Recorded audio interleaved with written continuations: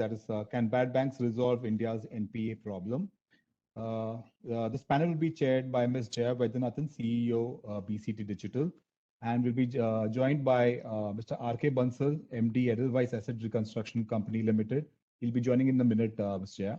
Mr. Abhizar Diwanji, Financial Services and Restructuring Advisor, ENY, and Mr. Pallav Mahapatra, CEO, ARCIL. Over to you, Ms. Jaya. Thank you very much, Ratish. It's a pleasure. It's a pleasure chairing this panel. And as Ratish mentioned, the panel is on can bad banks resolve India's NPA problem? It's not $1 million question; it's $1 billion question. And let me tee it off by asking a question. Raghuram Rajan, in his book "I Do What I Do," mentions that the idea of a bad bank is just shifting of bad loans from one government pocket to other. As you introduce yourself, maybe you can also tee it off by asking, what are your thoughts on this? Maybe Mr. Should I start with Abhizar Diwanji? Can you please take the lead and talk to me about the controversial topic? So I, of course, you referred to what Raghuram Rajan said in his book to say that's the only way of slashing away assets from a bank into another entity and then forgetting about it. I think that would be a very, very naive view about it, in my view, because really, one of the objectives that the bad bank aims to solve is the fact that we have disparate bank holdings. So every corporate in India, on an average, banks with 10 to 15 banks. And imagine trying to get 15 people to agree to one resolution. It's almost impossible. So one of the achievements of the bad bank is that it gets all these people together and all these exposures together so that there is one decision maker for that asset. And I think aggregation is a very important element of what the bad bank will end up achieving. One is single decision maker. Secondly, singly aligned interests. Sometimes when multiple holdings are held by multiple people, there are different interests that different people have, and not all of them move in the same direction. So I think that the purpose of aggregation that NARCL is expected to achieve, I think will go a long way in resolving assets. Thank you for that.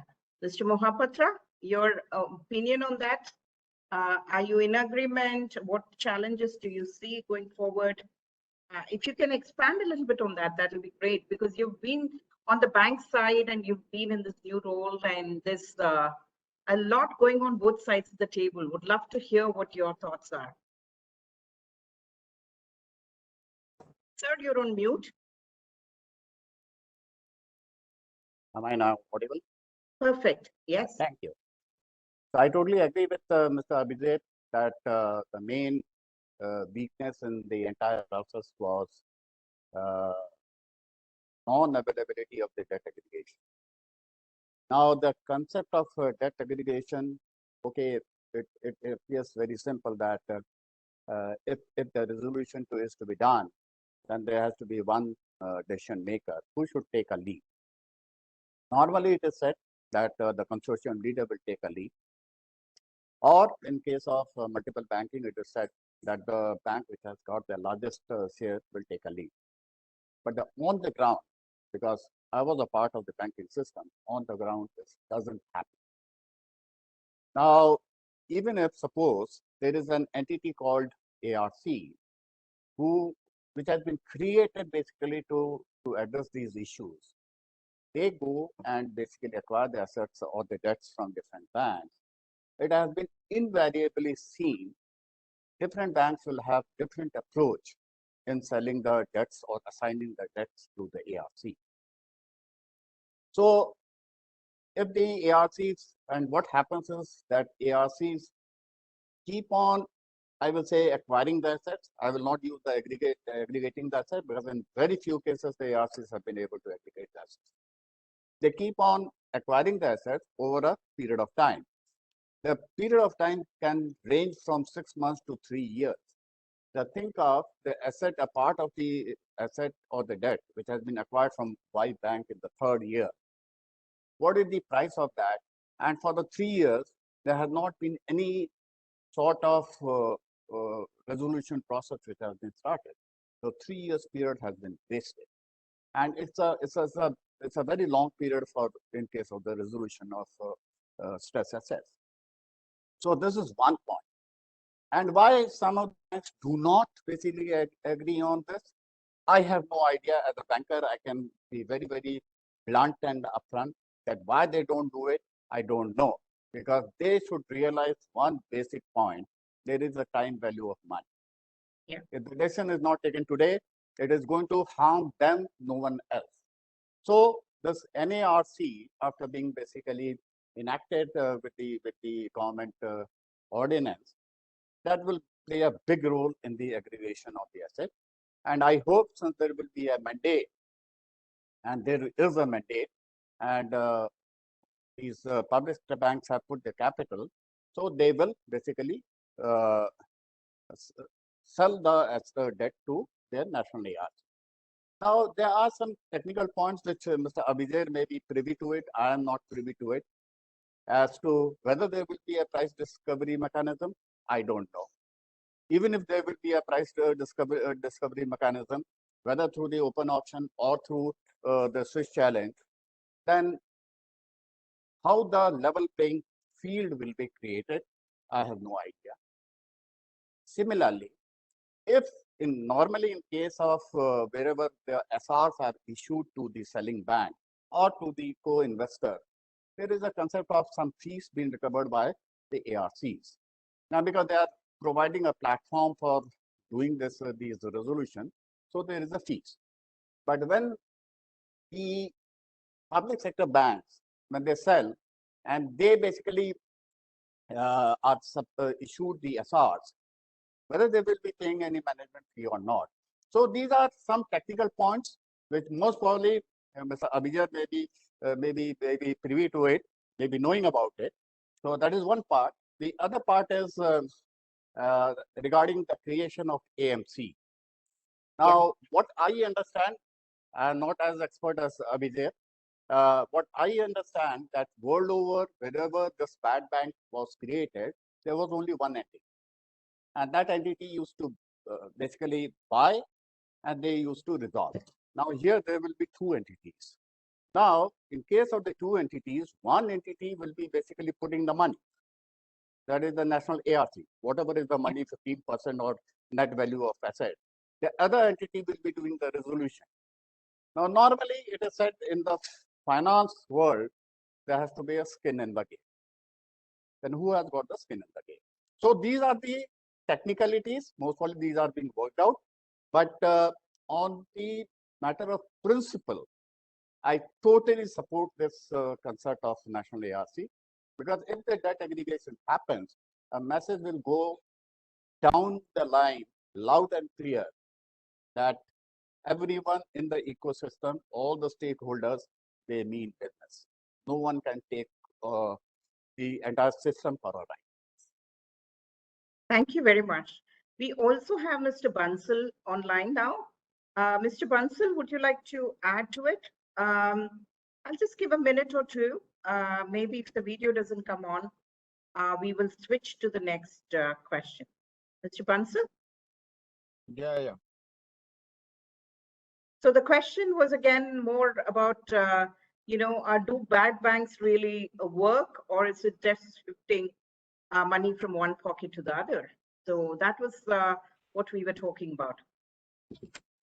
So I hope you can hear me. Absolutely clear. So, okay, I will not call it bad bank. So let me call it national ARC. It's good bad bank. So it's a good move. See, let me start with the as per theory. What is ARC can do which bank can't? I mean, what ARC can do which bank can't do? Yeah. So technically, there are three things what ARCs can do. Otherwise, the banks will not sell the assets. Of course, their main purpose is to reduce the NPA. But the three things. One is that they can do the aggregation. And Yeah. this national ARC, as Pallavji is also saying, basically the aggregation is a one plus point of national ARC. Because we have seen this problem even in intercreditor agreement, that banks don't reach a conclusion or consensus. So that is one advantage. The second advantage which ARC typically can do is a restructuring, which banks find it very difficult to do restructuring in NPA accounts. True. The third is in NPA accounts, sometimes additional funding is required, whether it's a last mile funding or working capital. And we have done a number of cases like that, which ARC can provide or arrange, while banks find it very difficult to give any fresh funding in NPA account, because this will also become NPA. So these are the three advantages of typically ARC. Now, national ARC, how many things out of these three can do? One, they can do aggregation. Anyway, they start with aggregation.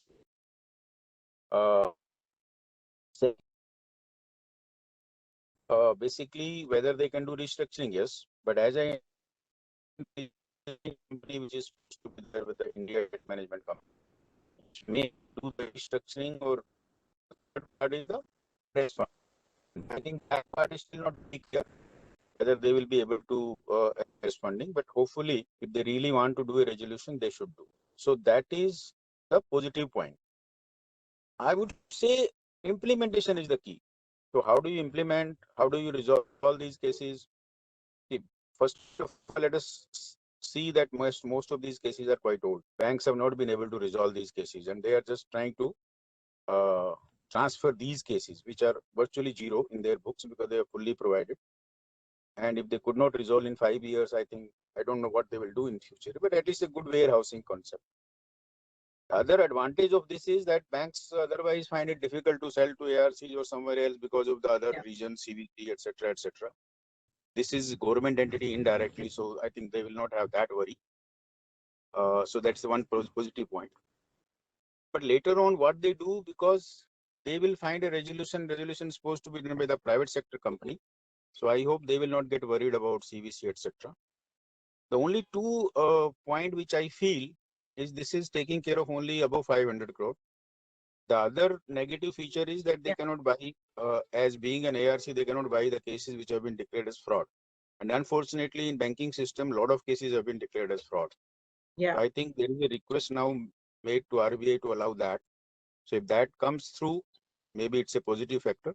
Otherwise, a lot of cases are not coming actually in this list because of this fraud element. So I think otherwise it's a good move. Only thing is that it's technically banks are only giving equity, and then that is being paid as 15%, which will be shown as profit. So technically you are converting capital into profit, which I don't view, but it's a good for the country and good for the banking system. So I think we should welcome this. I think I often say that NPAs happen for two reasons. One is the willingness to pay, and second is the ability to pay.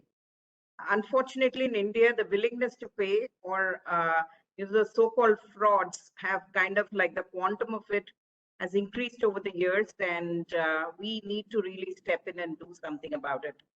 My second question directionally would be, great inputs in terms of aggregation, decision makers kind of coming together, governance and principles around it.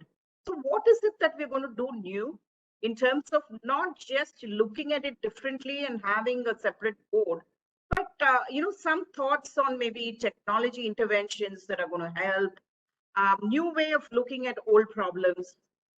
It's kind of concerning because NPAs have, we have now said we're not going to declare how much the NPAs are increasing,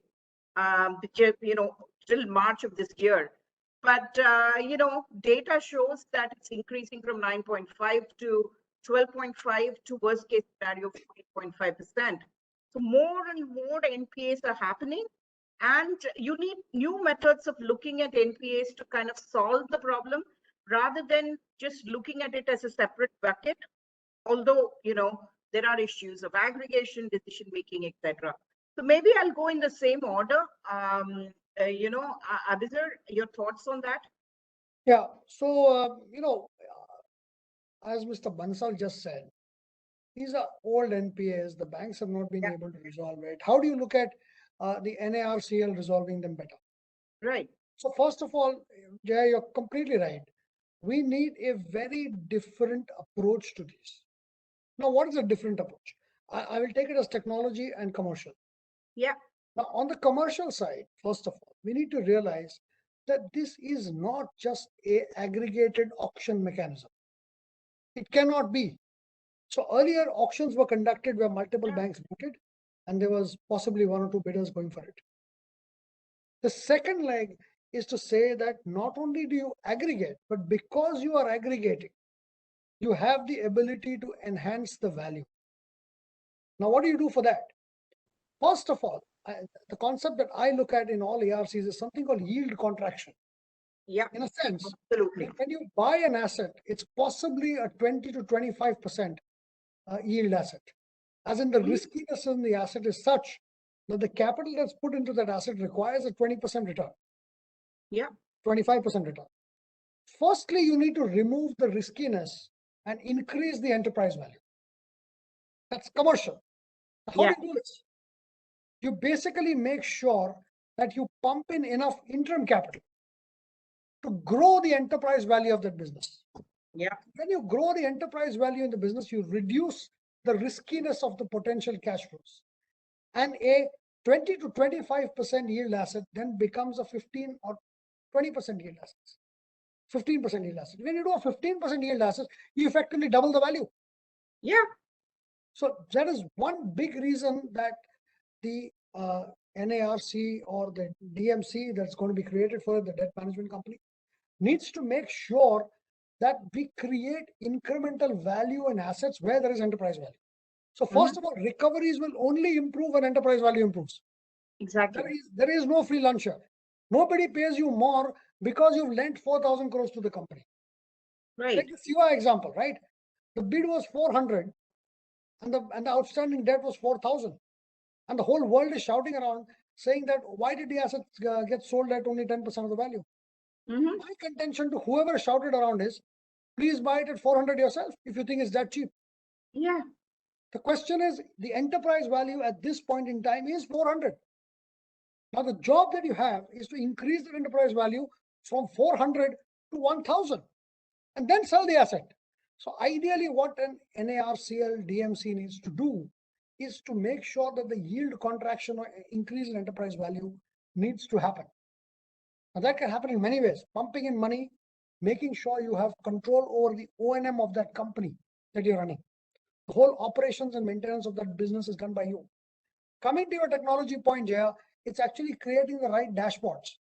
Yeah. Make sure performance is monitored on a daily, if not an hourly basis. And one needs to make sure that it is on top of the numbers. And that's only when you can work out a revival. I mean, we are currently involved, and I must tell you, in a large FMCG company, which is run very well, but they are not being run well in a crisis situation. Mhm. And we have to work towards that company to conserve cash. Make sure that margins are mentioned well. Make sure every intervention that you do is quantified. And this happens only through technology. And we made sure that decisions were informed. And when informed decisions happen, you will find the company revives. So the only way, and I'm sure the gentlemen on the panel will agree, the only way to enhance value is to increase enterprise value. And if you're not able to do that, then no amount of DMC, NARCL, or even existing ARCs will help. And it's also about how you're using technology. Is it only for dashboard and intelligent decision making, or about spotting issues early on? Ma'am, first It's of all, more about your sources of data. How are you tapping? The world is entirely gone big data. You have predictive analytics. How are you using a lot of those absolutely. So factors that to actually increase goes the into, enterprise? Jay, that actually goes into the dashboarding. But I'm telling you, more importantly, technology point that I missed out is that the industry may have gone through a technological revolution. Exactly. And are you, when you're increasing enterprise value, are we introducing newer technologies? And that's why your interim finance will get used. Are Right. you doing some of these interventions? And I think if you don't do that, you're not going to be able to recover. So I'll leave it to Mr. Mahapatra and Mr. Bansal to talk about it. Yes, Mr. Mohapatra. Very eager to hear your views on this. Sir, you're on mute. Now unmuted. Yeah, Perfect. Mr. Abhijar Saab is an expert in resolution, and we had a lot of interactions in the past. See, Jaya, when you ask the question of technology, I hope and I presume that this is not limited to an ARC only, because neither the government nor the RBI has taken a call that the existing ARCs are going to be wound up, right? So existing ARCs will remain. So first of all, as Bansal Saab was saying, so I want to make one comment on what Bansal Saab said, and it is with the due regard to Bansal Saab. Please don't take it otherwise. Bansal Saab talked about that the matter has been referred to RBI, that the fraud cases should be also allowed or permitted to be sold to ARCs. I have a very strong different view on that. The number one is that if the fraud has been declared, maybe under the pressure, that is something different. But if we go by the definition of RBI regarding the fraud, it is malfeasance. Now, if the promoter is responsible or has committed the malfeasance and has taken out the money, whatever is the amount, out of the company, why the ARC should be bothered to basically resolve those assets? This should have been taken care of by the banks. And why, I won't say the sin of the bank should be transferred to the ARC. I won't use that word, but I'm a strong proponent that the fraud cases should not be allowed to be transferred to ARC. Number one point. And I know that there will be a different viewpoint, and I think Bansal Saab and I agree to disagree on this. That's fine. Now coming to the technology part. So the technology part, I will first go on the wholesale accounts, and then I will go on to the retail and MSME account. In case of the wholesale accounts, Jayaji, see, we go for the acquisition of those. The bank will come out with the auction process, or there may be a bilateral deal between the selling bank or selling NBFC and the ARC. Now there is a very limited time which is given to the ARC to do the due diligence, right? It may be 15 days, it may be 21 days. It is virtually impossible that they will be able to do the 100% due diligence on that.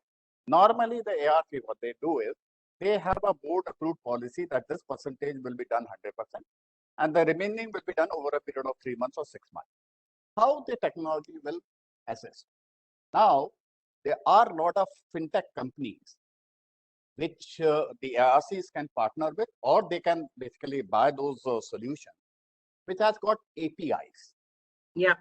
And these APIs are with wherever there is a the computerization has been done in the sub-registrar office, wherever the computerization has been done in the courts. So the data is collected from there, and the ARC knows a part of the information is already available to them. ROC cert, all those things, and even the credit bureaus, and also the SASAI side, and also the rating agencies. So just think of how, with the help of the technology, when these fintech companies or the ARCs buy that particular platform, how this will help in doing the due diligence, both the legal due diligence and also the physical due diligence. Now coming on to the retail side, Jayaji, normally in case of retail loans, these are not sold or acquired by the ARC on individual case basis. Mostly these are done in the portfolio. The portfolio can be 25, 30, 50, 100, 150, depending on the deal between the ARC and the selling bank. In those cases, what I strongly believe that 80% of the job should be done through the technology and 20% should be only manual. And this is possible. I have talked to many fintech companies. They have end-to-end solution. This is on the acquisition part. Now coming to the resolution part. Now what we do is, we are also acting like a bank, that we will go for the SASAI action, we will file the OA in a DRT, or in case of the wholesale accounts, we will go to the NCLT. Now, whether there is an artificial intelligence, which is giving us some predictive analysis, which account to be done what? Of course, this will depend on the business rule, whatever we feed in the system. So this way, both on the acquisition and also on the resolution, technology is the future for the ARs, I'm telling you. And in case of the retail and MSME, that is the only thing available. So we do actually have, I mean, coming from a fintech perspective, we use a lot of sense and response. And when we say sense, it's newer sources of data, a lot of artificial intelligence, which does pattern matching on predictive analytics basis, and also gives a corrective action kind of thing, alerts, resolution, library of triggers. And that's something that I think is increasingly going to be the wave of future, as you said, in retail for the bulk part, but also in terms of wholesale, a lot of lead indicators that go into positive structuring kind of a contract.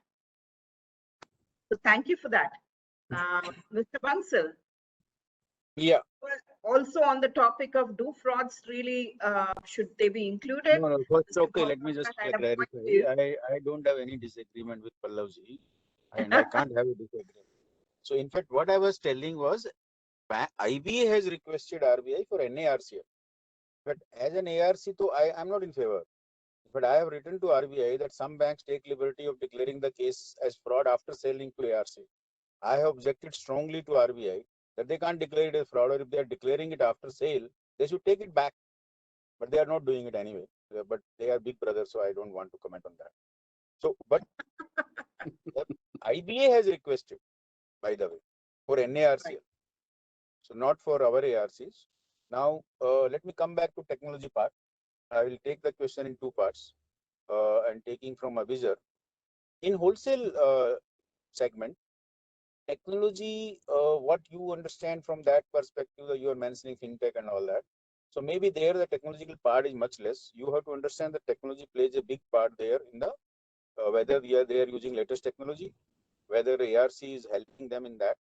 By the way, our ARC is one which has a turnaround team, specialized turnaround team. We have helped at least 3 big cases. Example I will give without naming them. Like say one port we took over and we allowed them to do mechanization, automatic mechanization. That helped the company to actually increase the value. So basically, it's a question of enterprise value enhancement, what Abhijar said. There was a paper plant which when we acquired, it was making losses. Today, it is making a bit of 700 crore per annum. So by we fuse working capital, we allowed them to do capex, everything else. Similarly, a lot of such companies we have allowed them to get the latest technologies, and we monitor their performance. We use our turnaround team, and today coming from losses to positive EBITDA of 700 crore type. Similarly, like say real estate project in Dadar, we arranged 500 crore last mile funding, and today the building is complete. You might have seen it somewhere. It's a Inur project. So today the residential building is complete, and the commercial part is complete. Just got OC for 40 floors. So basically, you have to see how can you help the enhancing the value and the enterprise value. So if you do that, then only you can get better returns. We provided interim finance. I think we are one of the entities which have provided interim finance at least in 6-7 cases. Hardly any do that, which is a very good business actually. They should do, but they have not done.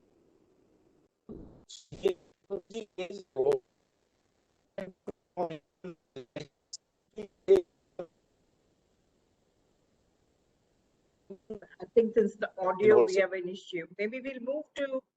Now coming to, so basically what I'm saying in wholesale, it requires a latest technological processes in the company. In coming to retail, actually, we started retail about 4 years ago. There the technology plays a big role. As Pallav said, basically Pallavji said that we buy in pools. So where we have to do all these technological, and especially in unsecured loans, we have to use data analytics. We are using a lot of call centers. We are using all sorts of such things. So where the technology will play a role, because we can't reach each and every customer there. The loan amounts are small, sometimes 50,000, 1 lakh. So here, I think the technology and fintech companies are going to play a big role. We are already dealing with them, employing them. So everywhere, naturally, technology in wholesale will be more process oriented. In retail, it will be more data analytics. And certainly, value enhancement is the key. Whether whosoever does it, whether NARC does or IDMC does or whatever, whichever ARC does, if you don't do that, you just try to recover the money, then you are not doing anything great which bank can't do. So maybe one last question, and then we have some questions from the audience as well. So before I take that, maybe one last quick fire, rapid fire kind of a question. Bad banks are not new. It's not a new concept. It's been there in multiple countries with mixed responses. So what do you how do you think India is uniquely positioned to do something much better than the countries that didn't have a great run with bad banks? And how is it going to do better than the countries that already did well? Any order, Mr. Maybe I'll start with Mr. Mohapatra on this and then take the turnaround and end with Abhijit. Thank you, Jayaji. What I myself feel, and there's a new concept in our country, but when I read about the bad banks across different geographies, what I have read is that most of these bad banks were created after Lehman Brothers crisis. Yeah. And these bad banks were basically created to take over the bad assets from the banks so that they can keep on doing their own business. And these specialized outfits will be basically resolving that. But it was most of these bad banks were created with a specific purpose and a specific period. It was not a permanent entity which was created. Correct. And most of these bad banks were basically created by the government. And some of these bad banks were successful, and some of the bad banks created by the government were not that successful. Now, and in all the geographies, one common factor was that there was only one entity. There were not two entities. Yeah. So the time will tell that when we have created this, that what will be the outcome of this. And I'm quite sure I'm a person with a positive mindset that this will definitely help in resolving, or I will say addressing a lot of issues which the economy is facing on the stress asset side. So that is my take on the bad bank as compared to the bad banks across the globe. Mr. Bansal? Yeah, so implementation is the key here. The other issue I would say, we have struggled as ARC in some cases where banks transferred initially. So the pertinent question is, how do we resolve this case and what type of assets are being transferred at what price? Now, as I said, if you're transferring junk and even if the price is 10%, you can't recover even 10% because you have seen in IBC some cases you can't get even 5%. But Correct. that doesn't mean that the system is at fault. What to understand is what you are transferring. So if you are transferring incomplete power plants, they are going to go into liquidation only. So you can't blame NARCL for that. So the first thing is that. The second thing is what price. I mean, we have seen some of the banks initially selling even at 100 cents while the cases were 5-year-old. But those you can't recover 100, then you can recover only 10% maybe. So if you are transferring at right price, I think, as I understand, the price is being fixed at about 10% today, Right. which I just understand that it's not final. So if you are transferring at 10%, the assets are good. And if you work on these assets, certainly it will be a success. Now, if I see the example in Spain and some of the countries where the real estate was the main issue, so the assets were good. So you could resolve them. In USA, in trouble asset relief program, the assets were all good because mainly they were again loans to housing loans. They could recover money, and in fact, Treasury made some money. But you take the example of China, they transferred this like India, like us, and I mean some bad assets, very bad assets. And then today, China government is struggling to infuse a lot of money in that ARC or whatever you call it, bad bank, to keep it. Otherwise, there is a risk of default by that company. So I think it's a question of the price and the type of assets. Thank you. Abhijit can add to, he has more experience than me in this area. Abhijit, they're all hands. Jaya, we are talking to two ARC CEOs and two ex-bankers. Yes. I I'm don't just a have consultant international who experience. takes You things have from one and international passes on to experience. the other. No, so yeah, international Question experiences is as what you're taking and what you're transferring. so The as quality of what as- you're taking in, as Mr. Bansal said, as the good quality of assets means better resolution. So no, no. good insights from A goes to B is always a good thing. Sorry, just to add here, let us see in IBC which assets gave us good value. 5 steel companies and 1 cement plant. Correct. So they were all good assets. Right? Agree.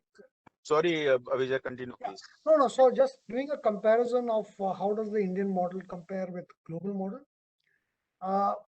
One issue is that everywhere globally, bad bank have had good people.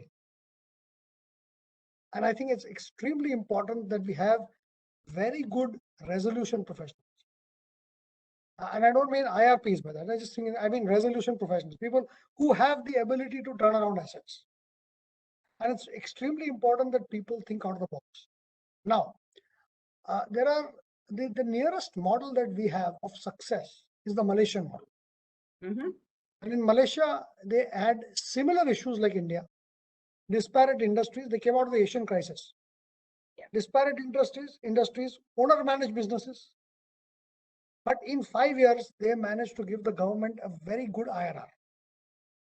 Their model was that the government funded and took over those assets. There was a right price established at which the assets were acquired. And then those assets, so irrespective of level of provisioning, fair valuation of assets was done. A price was paid for it. And then that was held as a KPI for the resolution team to turn around and give a return. So extremely important that we have that element in our, as both my co-panelists have said, that the devil is in the implementation. So that implementation has to be strong enough to say, firstly, that we have valued the assets correctly, irrespective of who funds it, in my opinion, but at least valued correctly. Once the valuation is correct, and that valuation has to be based on a proposed turnaround plan. If there is no proposed turnaround plan, then it's a sale of assets, as simple as that. But once you have a turnaround plan, then the debt management team has to be held responsible for turning around those assets within the time, basically putting the money where the mouth is. Yep. And that has worked very well in Malaysia. Now, compared to other locations where we were running cyclical NPS, so the US was primarily mortgages. And mortgages is a cyclical business. It got cost out, it got built out of over leveraging. And with that leveraging, what really happened is that everything which was AA became junk. What was acquired at junk value. And then when the housing cycle turned with prosperity, is when the recoveries happened. So it was an easier recovery for mortgage-based assets. So not India, US, Europe, Iceland, these were all where they had agencies, it was there. But the nearest comparable, China is not comparable because ARCs in China are, frankly, as Raghuram Rajan says, asset dumping grounds. So we should not compare those. But if you look at Malaysia, I think Malaysia is the nearest example. We need to make sure that this NARCL or any other ARC for that matter, and ARCs do that actually, they buy values at the fair value and then have a turnaround strategy.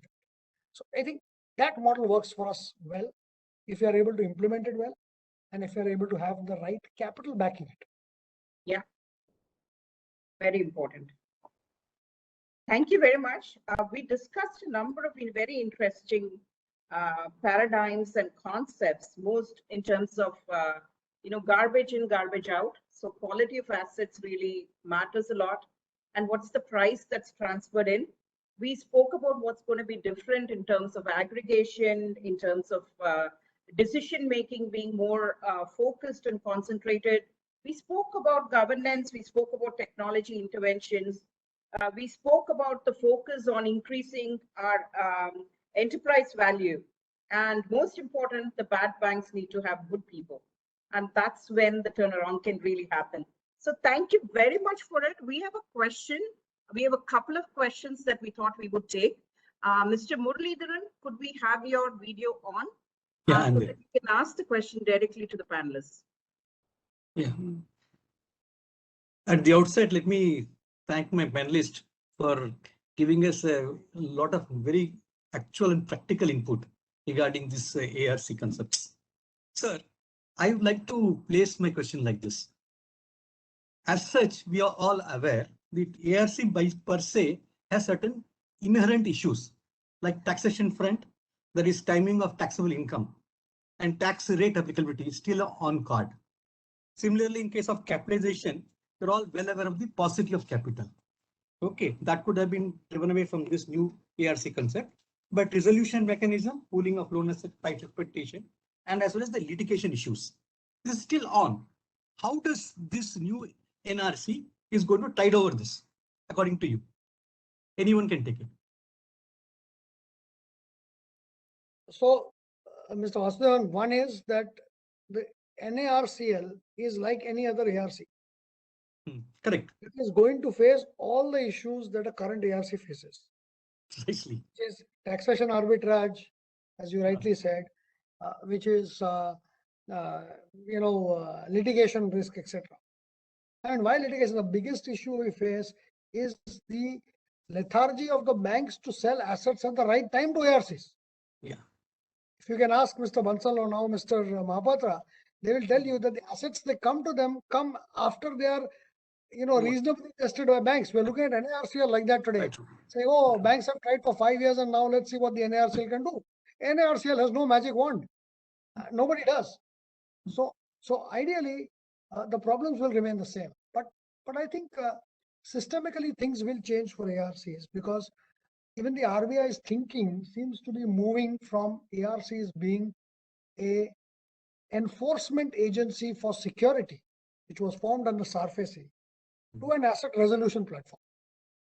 And as we move to an asset resolution platform, I think you will see a lot of economic change happening. So, for example, you will have larger capital being attracted towards ARCs to fund assets. And as more capital comes, the cost of funding goes down. And as the cost of funding goes down, the bid offer goes up. That is maths.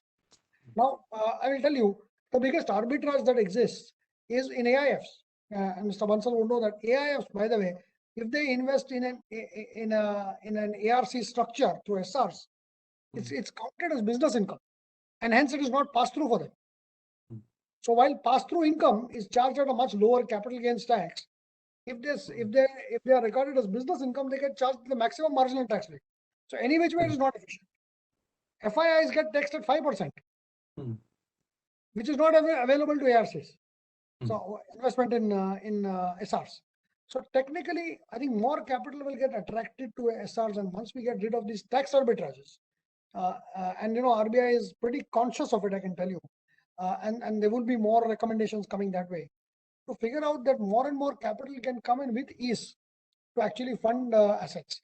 But the condition to that will be that banks have to sell assets to the ARCs on a timely basis. Yeah.